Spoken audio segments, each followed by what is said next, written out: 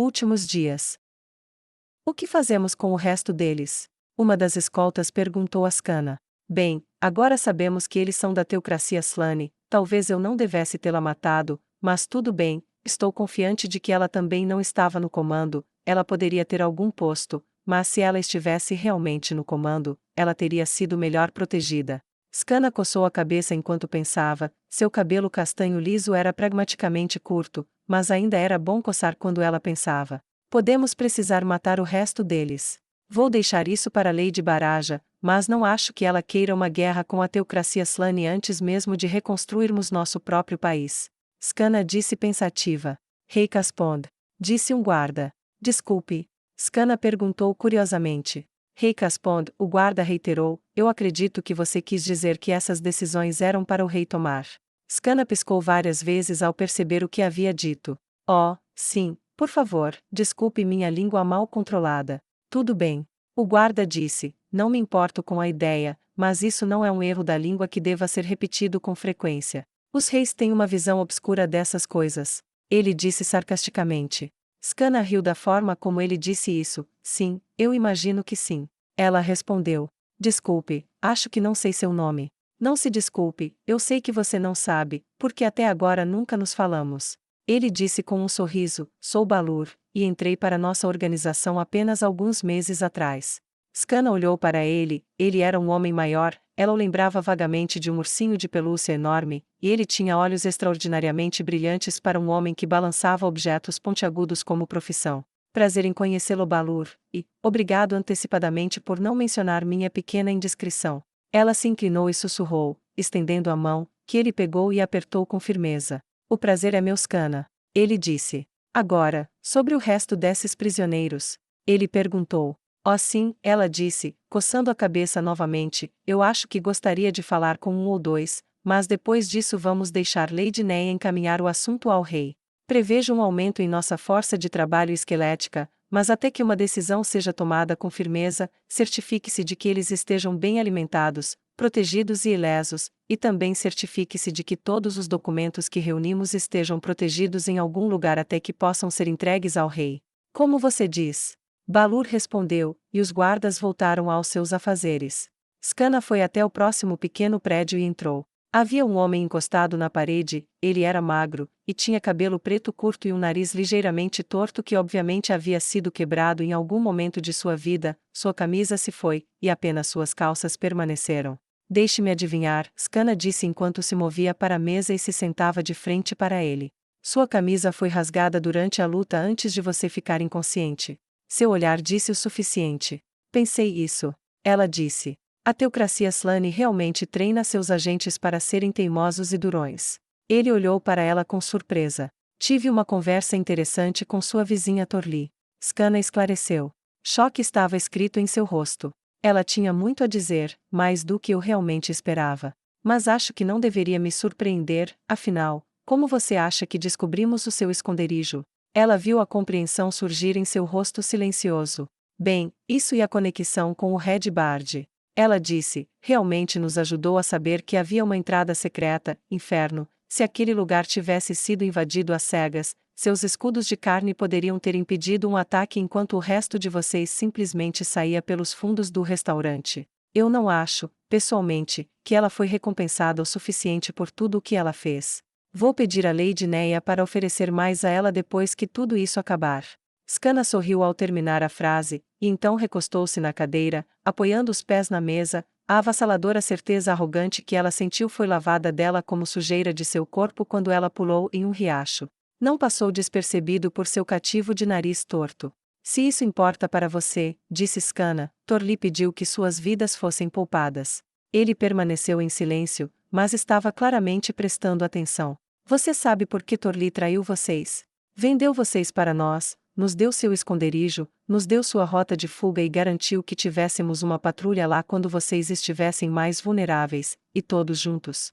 Skana disse, contando uma mentira detalhada que respondia a perguntas não feitas na mente de seu prisioneiro, e deu a ele uma pergunta diferente em cima disso, que ela começou a responder quando ele balançou a cabeça. Porque ela sabia que toda a sua missão estava fodida desde o início. Bem, foi assim que Torli colocou.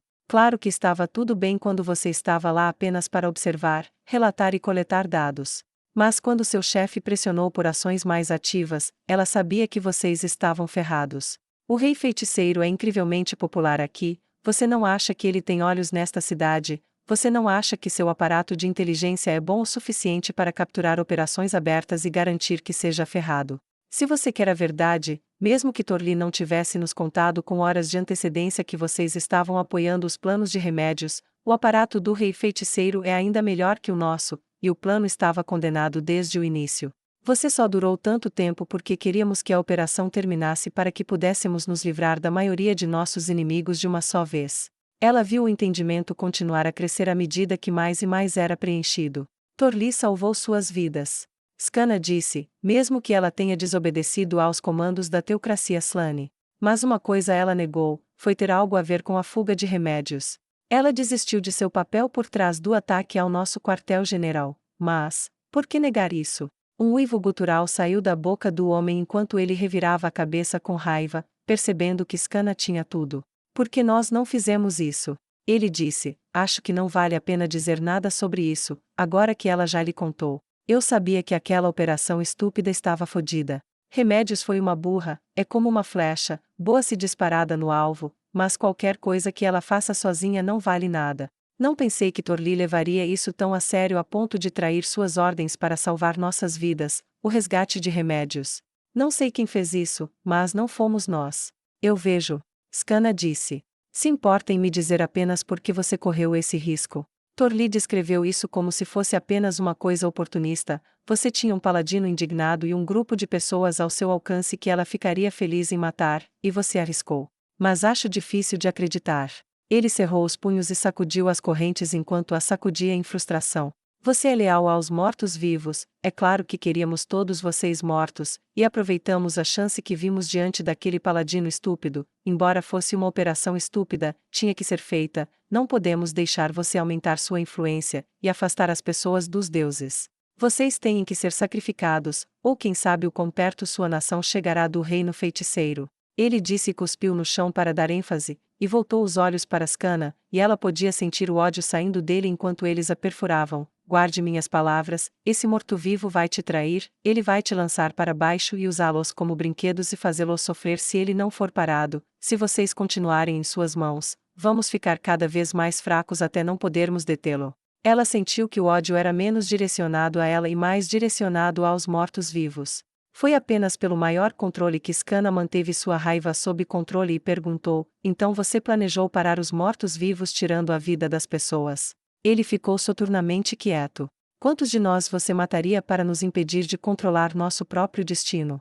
Ela perguntou ao prisioneiro taciturno e furioso. Foderia todos vocês.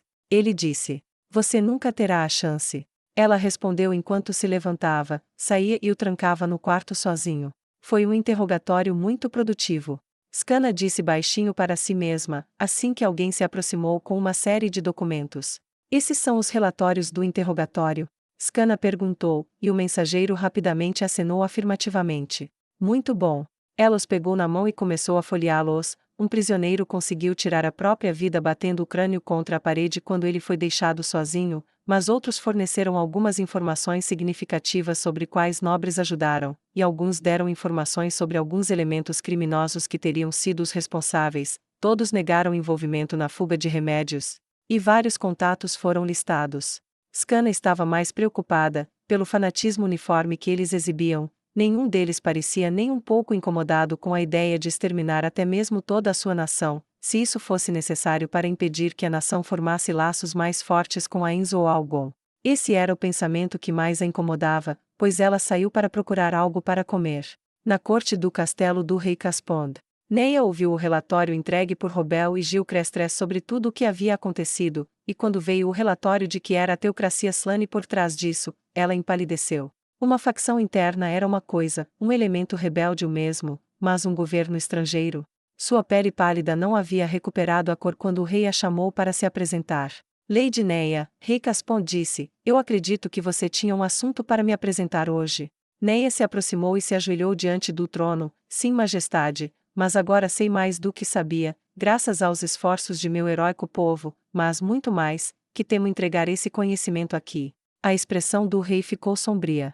Você deseja esconder as coisas de mim? Nunca, majestade. Neia disse, eu desejo apenas fazê-lo em particular, com aqueles em quem você mais confia, ou melhor, ninguém. A expressão de Caspond manteve-se firme e o silêncio caiu entre a corte. Muito bem. Ele disse, vamos nos reunir na sala do conselho imediatamente, mas é melhor que vale a pena.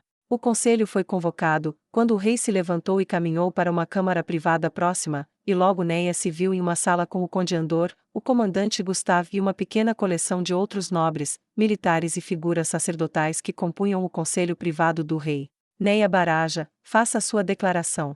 O rei disse enquanto todos se sentavam. A voz de Neia era firme e cheia de escuridão enquanto ela falava. A teocracia Slane estava por trás do ataque ao bairro da Justiça Negra da cidade. O silêncio era espesso na sala enquanto Neia continuava. Eles tinham um centro de operações na cidade, composto por um único prédio em uma das praças, e complementado por um caminho secreto no subsolo entre ele e um restaurante chamado Red Bard. Todo o pessoal do restaurante era composto por operários, outros operários estão espalhados por vários estabelecimentos públicos como tabernas, onde os proprietários devolviam informações ao edifício sede para serem compiladas. Ela disse. Ela os examinou, alguns deles estavam tentando esconder seu nervosismo, outros pareciam estupefatos. Todos os documentos de seu quartel-general foram apreendidos em um ataque lançado por meu pessoal hoje cedo, e atualmente estamos classificando os documentos e os entregaremos aqui em breve. Espero que não precise explicar o problema aqui, Neia disse bruscamente. O rei Caspond assentiu lentamente e sua expressão foi de impaciente a muito grave. Gustave quase desmaiou, seus olhos e boca estavam arregalados de horror. Isso equivale a uma guerra em nosso país. Conde Andor disse, em uma voz suave como Neia nunca o ouviu usar. Isso é, Gustave repetiu. Eu simplesmente não consigo acreditar. A questão é, nós devemos dizer alguma coisa. Neia perguntou. O que você quer dizer? O rei perguntou. Bem, majestade, não há muitos agentes envolvidos, se simplesmente matarmos todos eles, podemos plantar alguns rumores de que foi identificado como um quartel-general criminoso que foi derrubado em um ataque. A teocracia Slane então não terá que responder oficialmente ou negar nada publicamente, e em particular eles saberão que foder com nossa segurança nacional é uma má ideia. Neia disse sem rodeios. Conde Andor disse, eles vão decidir que a falta de resposta do público significa que somos fracos demais para responder e eles simplesmente farão outra coisa. Neia odiava que ele não estivesse errado. Somos muito fracos para responder.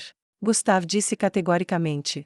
Finalmente quase reconstruímos a capital, grande parte de nossa população está morta, estaríamos morrendo de fome se não fosse pela ajuda alimentar do reino feiticeiro, grandes quantidades de tesouro foram tomadas e escondidas por Jaldabaoth e seus asseclas, e ninguém sabe para onde foi, e ainda não reconstruímos grande parte do norte. O único lugar intacto é o sul, e o sul não pode esperar derrotar a teocracia Slane sozinho. Você duvida de nós? Um nobre ricamente vestido disse, afinal, viemos para lutar contra Jaldabaoth e também estamos fornecendo ajuda para a reconstrução de nossa nação. Não, Visconde Takran. Gustave balançou a cabeça enquanto olhava para o nobre sulista que havia falado. A ajuda do sul foi inestimável e não duvido de sua coragem na batalha, mas em termos de força militar toda a nossa nação foi enfraquecida. Sua marinha foi seriamente corroída por Jaldabaoth, e o norte não tem poder militar para lutar contra outra nação em terra. Se travarmos uma guerra com a teocracia, a vitória seria tão ruim quanto a derrota para nosso povo. O Visconde tentou parecer duro e seguro, mas no final seu rosto desabou em um suspiro, como esperado do comandante Gustave, você está certo. Se a teocracia intensificasse as coisas, muito seria perdido mesmo se ganhássemos. Poderíamos simplesmente enviar à teocracia Slane os chefes de seus agentes e não dizer mais nada. Disse um jovem nobre. Isso não seria uma mensagem suficiente? Pode ser. Neia disse, no entanto, pode ser muito provocativo. Talvez devêssemos abordá-los por meio de um intermediário, alguém que eles ouviriam. Tal como o reino Restize. Disse o rei Caspond. A mesa olhou para ele surpresa, incluindo Neia. Sim.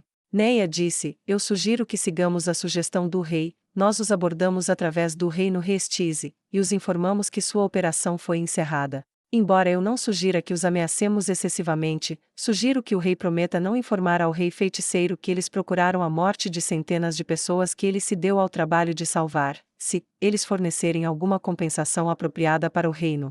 Neia improvisou alguns benefícios adicionais enquanto falava, e atribuí-los sutilmente ao rei tornaria mais provável que fosse aceito tanto pelo conselho quanto por ele mesmo. Não houve objeções na sala, e o rei pensou silenciosamente na mesa por um momento, e então assentiu. Concordo.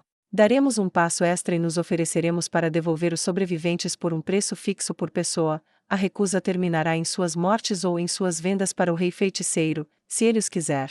Foi uma jogada astuta da parte do rei, ela teve que admitir, a teocracia não iria querer seus operativos nas mãos do monarca morto-vivo, disso Neia tinha certeza. Majestade. O comandante Gustav começou, devemos considerar a possibilidade de que eles respondam a isso com força militar. Qual é o nosso plano se eles decidirem fazer isso? Embora tenhamos tropas substanciais no sul, duvido muito que o norte possa resistir por muito tempo, e o sul continua vulnerável, já que muitos de seus recursos vieram daqui. O Visconde voltou seu olhar para Gustav ao perceber o significado das palavras de Gustav. Ele repassou mentalmente o número de minas e fazendas. O sul tinha mais cidades grandes e uma costa vibrante, mas era pobre em minerais em comparação com o norte, e importou grande parte da riqueza mineral e de alimentos para permitir que se concentrasse na produção de bens acabados. A perda permanente do norte era inaceitável. O rei Caspon disse categoricamente e muito infeliz: teremos que apelar para nosso vizinho, o rei feiticeiro, para obter ajuda novamente. Todos do conselho engoliram em seco coletivamente. Ele forneceria? Gustav perguntou em dúvida. Ele investiu muito em nos reconstruir. Disse o rei Caspond. Parece improvável que ele desperdiçasse esse investimento, permitindo que não apenas fossemos derrubados e conquistados, mas também nos tornássemos a província de um poder que é abertamente hostil a ele em particular. Houve acenos de aceitação ao redor da mesa, pois as pessoas consideraram que o raciocínio de seu rei era sólido. Neia, em particular, achou essa lógica atraente e ficou animada com a ideia de poder ver o heroísmo dele novamente, embora, ao considerar o assunto, ela não gostou da ideia de vê-lo matar humanos, mesmo se fosse necessário. Lady Neia, o rei disse, entregue todos os documentos ao castelo, meus agentes irão analisá-los em detalhes e nós mesmos cuidaremos da prisão dos responsáveis por colaborar com a teocracia Slane. Será como você quiser, majestade. Neia respondeu. Dispensados. O rei disse, e quando eles saíram, Gustav se aproximou de Neia. Ande um pouco comigo, sim? Ele perguntou. Ela respondeu caminhando ao lado dele, e Gustav disse, vou ser franco, embora esteja chocado que Remédios tenha se envolvido em tudo isso, não acredito que ela pretendia trair a nação, e duvido que ela sabia que estava servindo aos interesses da teocracia Slane. Neia deu de ombros, isso importa? Quer ela soubesse que era outro país ou pensasse que era alguma facção interna, ela ainda decidiu me matar e a todos que adotaram meu pensamento. Mesmo que eu acredite que você esteja certo, a única acusação que muda é que ela não seria acusada de conspirar com uma potência estrangeira. Ela ainda cometeu traição, entre vários outros crimes. Os ombros de Gustav caíram. Acho que você está certa. É só que isso é muito para lidar. Servi com Remédios por muitos anos, sabia como ela era, só nunca imaginei que isso levaria a quem ela é agora. Eu sei o que você quer dizer. Ela se condenou por centímetros, por uma escolha após a outra que ela nunca considerou olhar para trás, e agora aqui está ela, traidora, assassina e uma fugitiva. Não é como eu esperava que ela vivesse depois da guerra. Neia respondeu. Bem, obrigado, senhora Baraja. Ele disse e deu um tapinha no ombro dela. Vocês foram muito bem hoje. Quem sabe o que teria acontecido se seu pessoal não tivesse feito seu trabalho? Ele disse, e saiu pelo corredor. Ela deixou a corte real depois disso, sentindo os olhares confusos e desconfiados dos membros da nobreza atrás dela. Nunca era uma coisa confortável de se fazer, mas ela nunca foi abordada na saída. Quando ela voltou para a área onde os prisioneiros estavam detidos, ela deu instruções para que todos os documentos fossem entregues ao rei imediatamente, mas como ele não havia dado nenhuma instrução sobre os cativos, ela foi para seu escritório e começou a analisar os relatórios da invasão. Scanna a executou bem, e com o mínimo de dano. A última das partes não participantes que estavam no restaurante foi recentemente enviada de volta para casa com alguma compensação pelo tempo perdido, e embora reclamações não faltassem, as pessoas foram mais compreensivas quando souberam que haviam acabado de ser apanhadas na perseguição aos responsáveis pelo ataque no quartel da Justiça Negra. Faltando apenas alguns dias para sua viagem, Neia tinha pouco tempo para ela, mas optou por não pular seu discurso noturno. A força é o meio pelo qual toda a justiça flui, imagine se todos os criminosos, assassinos, estupradores e ladrões fossem mais fortes do que todos aqueles que os impediriam. A justiça poderia existir? Não. Aqueles que seriam predadores podem ser detidos por homens mais fortes do que eles devem se esconder ou serão levados ao machado do carrasco. Portanto, não é a força que faz o certo, mas somente pela força que o bem pode ser feito. Quando os que mandam são injustos, é certo que os justos se voltam contra eles, e se te faltam forças para triunfar sobre os injustos, busca forças para que assim tu possas. O que um valentão pode fazer contra 100 que não o deixam intimidar os outros? Nós, que sobrevivemos ao terror de Jaldabaoth, devemos saber disso melhor do que ninguém, pois foi uma entidade acima de todas as outras que respondeu à oração para que fossemos salvos, o Rei Feiticeiro. Ele veio com sua força, buscando maior força para proteger melhor seu povo. Ele tirou os orcs que se recusaram a prejudicar nosso povo, e que foram atormentados por seus problemas. Ele matou os demi-humanos que usavam os crânios de nossos filhos como decoração para suas roupas. Ele derrubou Jaldabaoth, permitindo que nosso exército finalmente acabasse com o flagelo que nos atormentava. Ele tomou as colinas de onde os demi-humanos surgiram, para que eles nunca mais voltassem contra nós. Isso faz dele o único Deus verdadeiro e a definição de justiça. Sua voz se estendeu sobre a multidão, que estremeceu de entusiasmo com suas palavras. Sua voz ficou mais baixa após o clímax, e ela se aproximou da beirada do palco. No entanto, o que somos? Todos nós não buscamos justiça, não compartilhamos isso com aquele que é nosso Deus. Não pensamos em comum, esperando ser bem tratados pelos outros, para que possamos viver vidas pacíficas de prosperidade e esperança. Esse espírito desse Deus não está então dentro de todos nós? Todos somos agentes da justiça se quisermos ser, a única questão é se temos ou não coragem para assumir esse manto e vontade de buscar a força para fazer essa justiça se manifestar no mundo, para que não fiquemos esperando a ajuda dos outros de novo. Sua voz subiu para um súbito tom febril em suas palavras finais, e isso eletrizou a multidão, resultando em aplausos ressoando sobre as massas.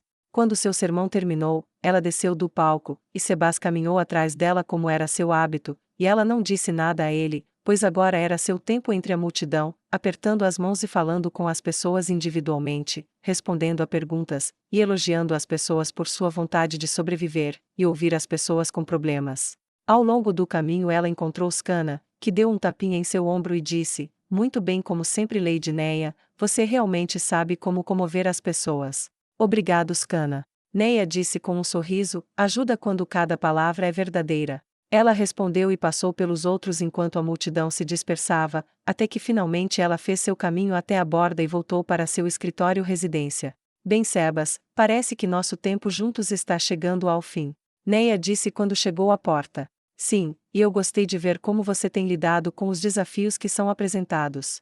Lord Ains estava certo, você é um humano interessante. Sebas disse em seu costumeiro tom educado e uniforme. Neia ficou vermelha com o elogio implícito.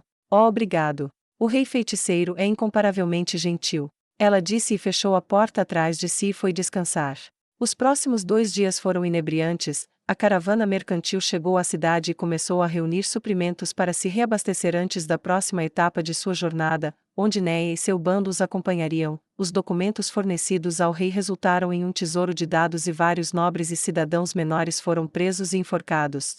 Mas uma invasão na instalação onde os documentos foram armazenados evidentemente ocorreu e vários materiais foram roubados, e o roubo só foi descoberto depois do enforcamento das figuras menores, impossibilitando seu questionamento.